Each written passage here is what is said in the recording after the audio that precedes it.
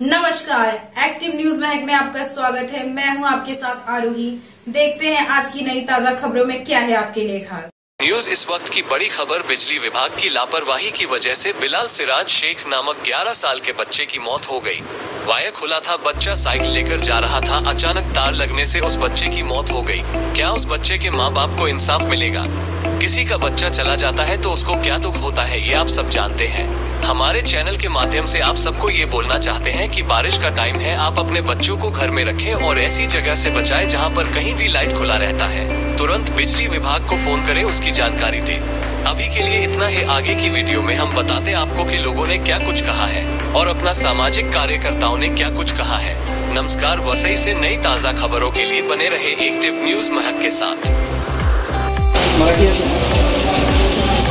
तुमचं नाव काय आणि काय तुम्ही पत्रावर केलाय? पूर्ण ते डीपी ओपन आहे, आज एक मयत झाला आहे, ते कोणाची लापरवाही? याच्यात कंप्लीट पॉवर हाऊस याची लापरवाही आहे। MDCची हे नवीन साहेब माधवी साहेबची बदली झाल्यानंतर हे जे साहेब आलेले आहे ते कोणत्याही कामाचे नाही।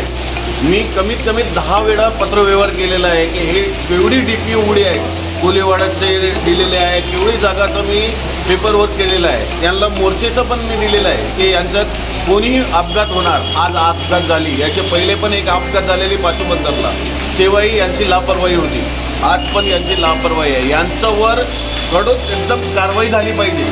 हे नुसतं या साहेबांची बदली झाली पाहिजे।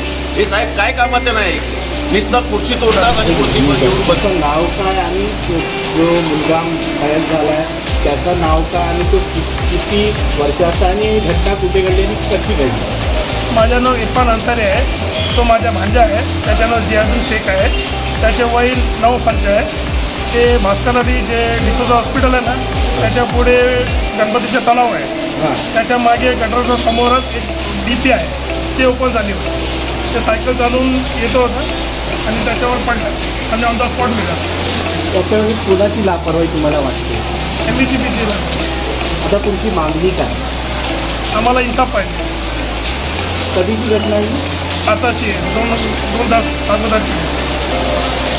तुम्ही मराठी आहे? तुम्ही? हां, मराठी आहे।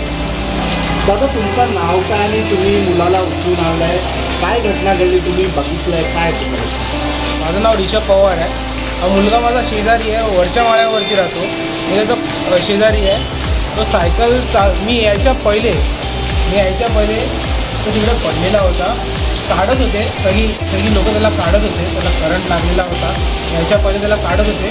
तसा काढला आहे तसा आम्ही त्याला घेऊन आलो आहे आणि दुसऱ्या हॉस्पिटलमध्ये पहिले घेऊन गेलो, तिकडे त्याला जमलं नाही, तेवढे सरकारी दवाखान्यात घेऊन जावा आणि इकडे आल्यावरती त्याला मृत्यू झालेला आहे।